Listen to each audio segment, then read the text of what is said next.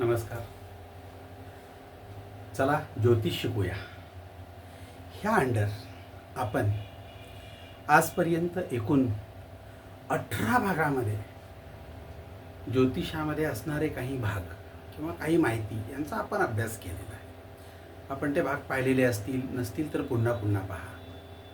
कळले नसतील तर पुन्हा कमेंट करून विचारू शकता. आज या भागामध्ये आपण त्याच्या पुढचा भाग अभ्यासणार आहोत.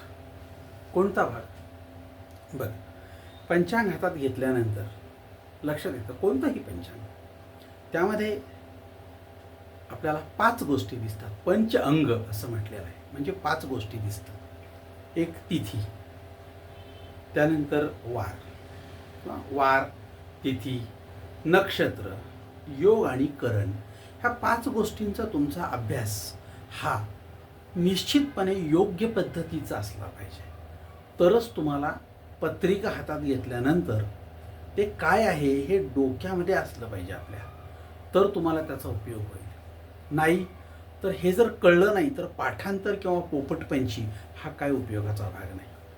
मुळात हे काय आहे तर ह्यामध्ये पूर्ण इयत्ता 8वीची भूमिती, इयत्ता 8वीचा भूगोल, इयत्ता 9वीची भूमिती ह्या गोष्टींचा अंतर्भाग आहे. आपल्याला गणित शिकायचं नाही, आपल्याला कॅल्क्युलेशन करायचं नाही, राशी अंश कला विकला या मार्गात जाऊन पुन्हा गणिताच्या वर्गात जाऊन बसून शिकवणी लावायची नाही. पण हे निदान समजलं तरी पाहिजे. मग समजण्यासाठी तुम्हाला काही गोष्टी पुन्हा पुन्हा पाहाव्या लागतील. बघूया आपण. एक संकल्पना अशी आहे की हे जे विश्व आहे, हे विश्व आपल्याला दिसतं समोर. एकाच वेळी सगळं बघू शकतो का? नाही बघू शकत. मग जे बघू शकतो ते आपल्याला प्रत्यक्षात दिसतं, जे पाहू शकत नाही त्याचा अंदाज केला जातो. म्हणजे बघा, पृथ्वीचा गोल, चंद्राचा गोल, हा गोल आहे. आपल्याला चंद्र समोर दिसतो, तो अर्धा भाग दिसतो. अर्धा भाग दिसत नाही म्हणून तो नाही आहे का? आहे, परंतु आपण तो मानला की आहे, तो कल्पलेला आहे. म्हणजे जे आहे ते दिसतंय, नाही ते कल्पतो आपण, आणि मग त्याच्यावरून दोन्हीचा अंदाज करतो. हा जर विचारात घेतला तर आपल्या लक्षात येईल की एकूण भूमिती जी आहे 8वीची, ती ज्यांनी वाचली असेल, ज्यांनी अभ्यास केलेला असेल त्यांना हे कळेल. ज्यांनी अभ्यास केलाय पण कळलं नाही, ज्यांना शिकवलंय पण समजलं नाही, ज्यांनी त्यावेळेला त्या ऑप्शनला टाकलं त्यांना ते लक्षातच नाही, अशा लोकांची संख्या खूप मोठी आहे. पण प्रत्येक जागी आपल्याला काही शब्द ऐकायला मिळतात. ते म्हणजे काय? मी पास आहे. अरे पास म्हणजे 35% पास आहेस. आणि 65% अज्ञान पाठीवर घेऊन पुढच्या वर्गात गेलो तर मला सांगा, तुमचं ज्ञान हे तुम्हाला परिपूर्ण या शब्दाला साजेसं नाही. मग ज्याला परिपूर्ण ज्ञान साजेसं नाही त्या व्यक्तीचा पास होऊन सुद्धा फारसा काय उपयोग आहे याच्यातला भाग नसतो. तो पास असतो पण त्याला फारसा उपयोग नाही. म्हणजे भरपूर तहान लागलेले त्या माणसाला मी 2 चमचे पाणी दिलं तर पाणी दिलं, पण 2 चमचे ही त्याची तहान नाही, त्याची तहान तांब्यावर होती. मग त्यासाठी आपल्याला पुन्हा पाण्याची गरज. तसं 35% पास झालो तर 65% अज्ञान काय होतं ते मला काय कळलं नाही ते आत्ता मला कळणं गरजेचं आहे. घ्या ना पुन्हा 8वीचं पुस्तक, घ्या ना, वाचा ना भूगोलाचं पुस्तक पुन्हा. काय तुम्हाला पैसे पडतात काय? घरी असेल, शेजारी असेल, घ्या, मागा, बरोबर आहे का तपासा आणि मग तुमचा निर्णय ठरवा. मग तुमची बुद्धिमत्ता पुन्हा एकदा कस लावा. नाही तर तुम्ही चुकीच्या गोष्टींना बळी पडणार आणि चुकीच्या गोष्टी डोक्यात ठेवून चुकीच्या गोष्टीनं जगत राहणार. हा सगळा जो प्रकार बघितला तर मला लोकांची कीव येते. आता कीव येते या शब्दाचा अर्थ काय हे सुद्धा तुम्हाला ती मी वेळ आल्यावर सांगणार आहे. बघूया. हे 8वीचं पुस्तक मी का म्हणतो तुम्हाला, हे जे मी सांगतोय हे सगळं 8वीच्या पुस्तकातलं ज्ञान आहे आणि तुम्हाला ते आज खुलं आहे सगळं वापरायला, म्हणून म्हटलं. बघा, हा रवी म्हणजे सूर्य हा आहे हे आपल्याला सिद्ध आहे, माहिती आहे. आपण एका वेळी पूर्ण सूर्य बघू शकत नाही, आहे तो सुद्धा डोळ्याने बघू शकत नाही, ही वस्तुस्थिती आहे. एवढा प्रकार आहे. मग एक गोष्ट आपल्या डोक्यात शिकवलेली तशीच आहे, ती म्हणजे काय? ही पृथ्वी या सूर्याभोवती अशा अंडाकार आकारात फिरते. याचा अर्थ असा, ही काही वेळेला ती सूर्याच्या जवळ येते आणि काही वेळेला ती सूर्यापासून लांब राहते. सूर्याच्या जवळ येते आणि काही वेळेला सूर्यापासून लांब जाते, पुन्हा जवळ येते, पुन्हा लांब जाते. हे जी प्रक्रिया आहे यात ऋतू तयार होतात आणि मग आपल्याला हिवाळा, पावसाळा, उन्हाळा हे बघायला मिळतात. आता थोडी परिस्थिती वेगळी आहे. आता एका दिवसात 3 ऋतू बघायला मिळतात एकाच दिवसामध्ये. काय परिस्थिती बदलली, हवामान बदललं आणि निसर्ग बदलला, त्यामुळे आपल्याला. पण ही वस्तुस्थिती अशी की अंडाकृती आकारामध्ये सगळेच्या सगळे ग्रह हे सूर्याभोवती अंडाकृती आकारामध्ये स्वतःभोवती फिरतात. ही वस्तुस्थिती आहे. आता मी जर म्हणलं की तुम्हाला हे असं आहे तर ते कसं फिरतात आपण इथं बघूया. बघा, हा मध्ये दाखवलेला रवी, हा रवी म्हणजे सूर्य. त्याच्या भोवती अंडाकृती आकारामध्ये म्हणजे ही जी रेषा दिलेली आहे या रेषेवरून साधारणपणे ही पृथ्वी अशी फिरते आहे. हिची दिशा दिलेली आहे म्हणजे कोणत्या बाजूनं ही अशी पूर्वेकडे, पश्चिमेकडे या पद्धतीनं अशी फिरते आहे. आता हे जर फिरण्याचा जर भाग बघितला तर रवी इकडे आहे म्हणजे पश्चिमेकडून ती पूर्वेकडे येते आणि पुन्हा पश्चिमेकडे जाते, असा तिचा प्रवास आहे. मग असा जर प्रवास असेल तर हा चंद्र तिच्या भोवती असा गोल गोल गोल गोल त्याच क्रमानं मग हा स्वतःभोवती फिरत फिरत तिच्या भोवती फिरतोय. पृथ्वी पण स्वतःभोवती फिरत फिरत तिच्या भोवती फिरते. आणि मग आपल्या लक्षात येतं की कुठल्याही इथं जर तुम्ही ह्या पॉइंटला थांबलात तर ह्याचे 360 भाग समान केले तर आपल्याला बरोबर 4 भाग मिळतात त्याचे. म्हणजे भाकरी जर आपण आकारात घेतली किंवा विचारात तर तिचे 4 भाग म्हणजे चतुर भाग म्हणजे काय, 90 अंशाचा कोन दिसतो आपल्याला. हा 90, खाली 90, या बाजूला 90 आणि या बाजूला 90 म्हणजे सरळ सरळ हा सगळा हिशोब भूमितीचा 360 अंश या एका शब्दाशी निगडीत आहे. मग तुम्ही कोणतंही काहीही विचारात घ्या, 360 अंश या शब्दालाच शेवट होतो तिचा. आपल्याला कुठलाही अभ्यास करा त्यातला. मग ही भूमिती जी आहे हे मी भूगोलाचा अभ्यास का म्हणलो तर त्याचं कारण असं की ह्यांच्या फिरण्याचा जो भाग आहे तो आपल्याला कधी गती कळली आहे का आपल्याला, नाही. माहिती असू द्या. खूप लोक माझ्याकडे ज्योतिष कार्यालयात आल्यानंतर मला एक गोष्ट विचारतात की आमच्या घरामध्ये ग्रहदोष आहेत आणि मग ते किचन कट्टा या बाजूला आहे, संडास त्या बाजूला आहे, ते दार इकडच्या बाजूला आहे, मग आम्ही झोपतो ते डोकं इकडं आणि पाय तिकडं होतात, मग त्यामुळं आम्हाला काय त्रास होईल का, मग ते आमच्या घराची गॅलरी त्या अमक्या बाजूला आहे म्हणून आम्हाला दोष आहे म्हणून सांगितलं आहे, आमच्या घराचा जिना या बाजूला आहे. म्हणजे डोक्यामध्ये ह्या सगळ्या गोष्टी आहेत. परिणामी आपल्यावर असा परिणाम होतो की खरोखरच आपल्या ह्या सगळ्या गोष्टीमुळं आपल्याला त्रास होतोय. आता खरा का खोटा मला माहीत नाही, मी त्याबद्दल भाष्य करणार नाही. त्याचं कारण असं, भूगोलाचा अभ्यास केल्यानंतर तुम्हाला स्वतःला सुद्धा समजेल हे खरं की खोटं. त्याचं कारण असं, तुम्ही जर नेटला गेलात आणि नेटवर टाकलं पृथ्वी स्वतःभोवती फिरते तिचा वेग काय, स्वतःभोवती फिरणाऱ्या पृथ्वीचा वेग काय बघा. 24 तासात पृथ्वी स्वतःभोवती 40,000 किलोमीटर इतकी फिरते. 40,000 किलोमीटर 24 तासात पृथ्वी स्वतःभोवती फिरणारी पृथ्वी 40,000 किलोमीटर एवढा भाग पूर्ण करते. मग ते जर आपण नीट बघितलं तर तिचा तासाला वेग म्हणजे 40,000ला जर आपण 24 भागलं तर तासाला वेग 1760 किलोमीटर पर आवर. प्रत्येक तासाला 1760 किलोमीटर इतक्या वेगानं ती फिरते. बघा, विमानाचा सुद्धा वेग एवढा असेल का नाही मला शंका आहे. असू शकेल, नाही असं नाही, पण नाही आहे. 1760 किलोमीटर ताशी. आता त्याच्या पलीकडे आपण जातो, त्याला जर आपण पुन्हा 60 भागलं तर आपल्याला मिनिटामध्ये मिळेल. म्हणजेच काय, तर त्याला आपण 60 भागलं पुन्हा तर 27.8 किलोमीटर पर मिनिट. प्रत्येक मिनिटाला पृथ्वी स्वतःभोवती 27.8 म्हणजे जवळजवळ 28 किलोमीटर फिरते.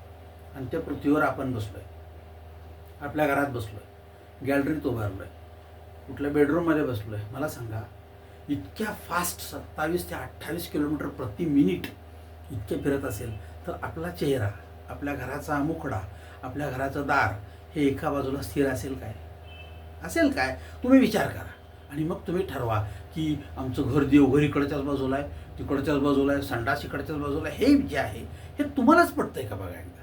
आणि मग तुम्ही ठरवा चूक की बरोबर. मला त्याच्याबद्दल काय भाष्य करायचं नाही. कारण काय, तुमच्या डोक्यामध्ये जोपर्यंत सत्य काय आहे आणि असत्य काय येत नाही तोपर्यंत तुम्ही हळूहळू विचार करण्याच्या प्रक्रियेमध्येच नाही, असं माझं मत आहे. जर तुम्ही विचार करण्याच्या प्रक्रियेत आलात तर तुम्हाला कळेल वास्तव काय आहे. 27 ते 28 किलोमीटर प्रति मिनिटाला पृथ्वी फिरते. आता ही स्वतःभोवती एवढी फिरते, परंतु ती सूर्याभोवती पण फिरते आहे. तिचा वेग सूर्याभोवती फिरण्याचा जवळजवळ तितकाच असला पाहिजे. बघा किती आहे तो सूर्याभोवती. सूर्याभोवती तिचा म्हणजे सूर्याभोवती प्रदक्षिणा घालत आहे तेव्हा तिचा जो वेग आहे तो वेग किती आहे.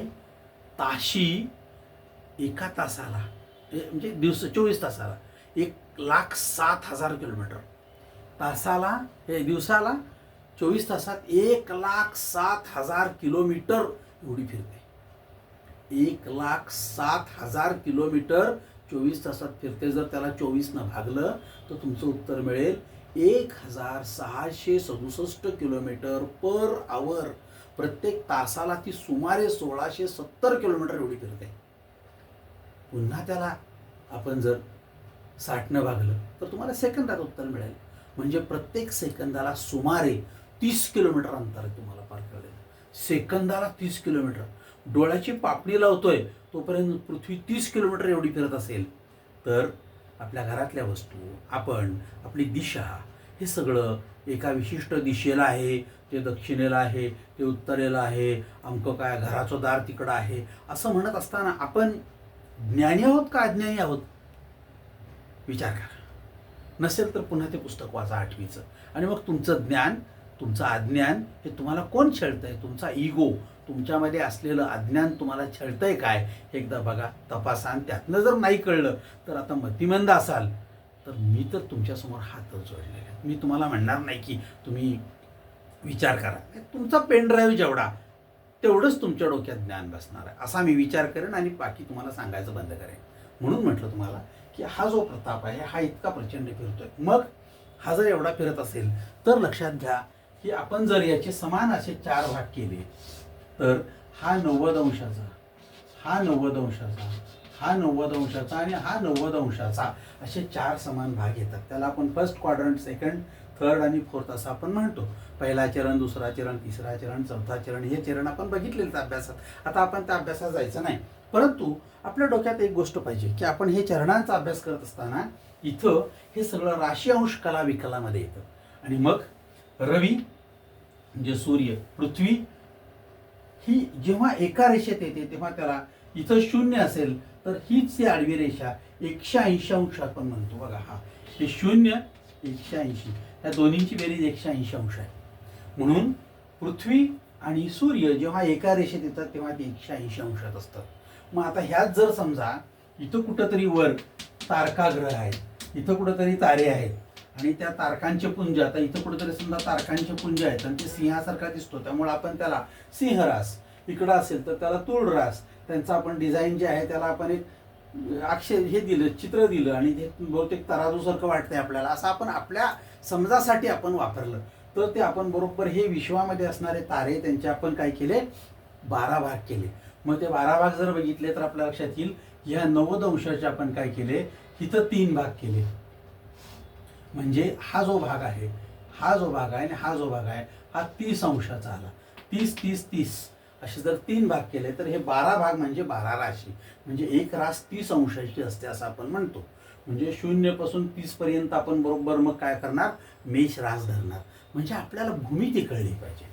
हा भूमितीचा हिशोब झाला.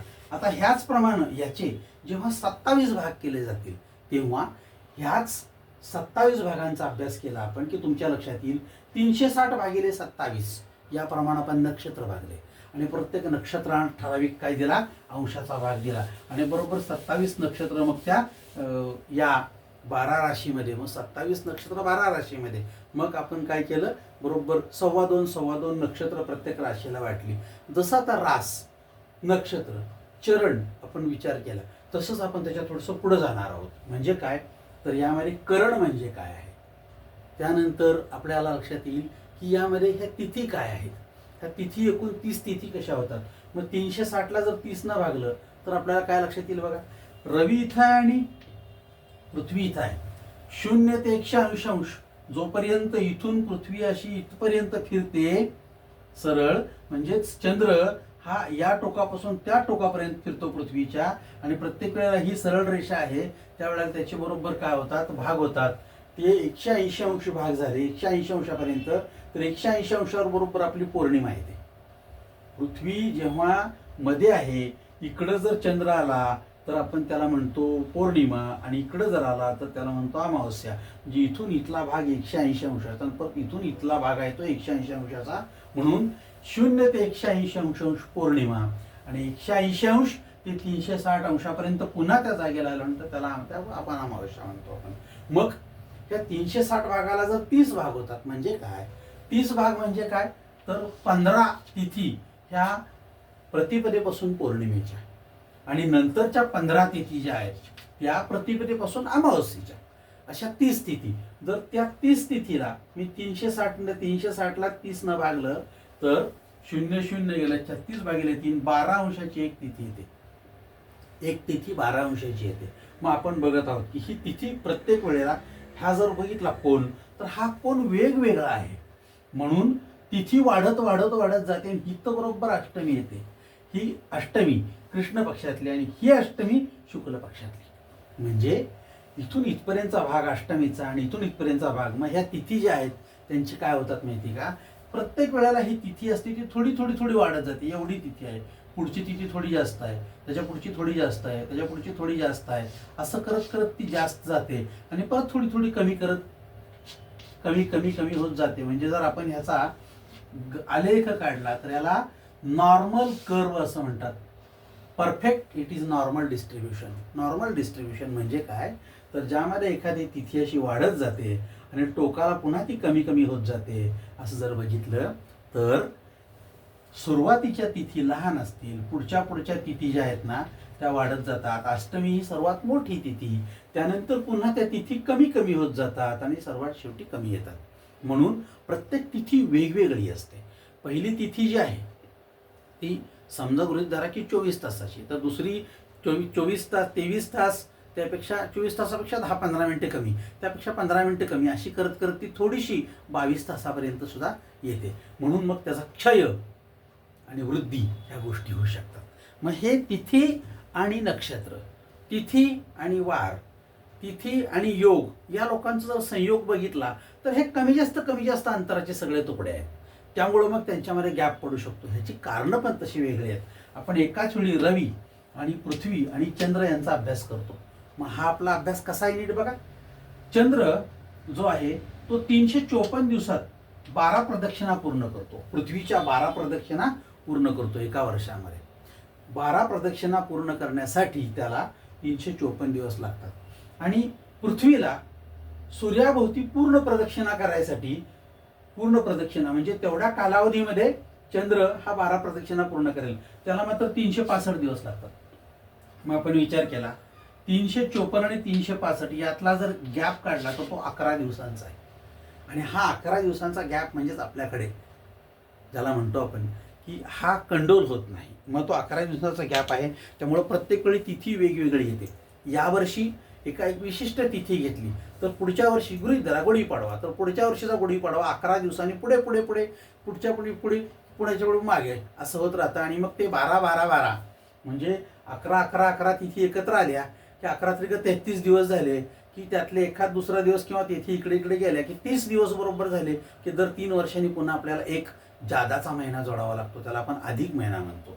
हा सगळा प्रकार बघितला तर हे कमी जास्त होणार आहे. त्यामुळं तिथी कुठलीही बघितली तर तिचा आणि नक्षत्रांचा सारखा संबंध असेल, परंतु ती दोन्ही एकसारखे नसतील.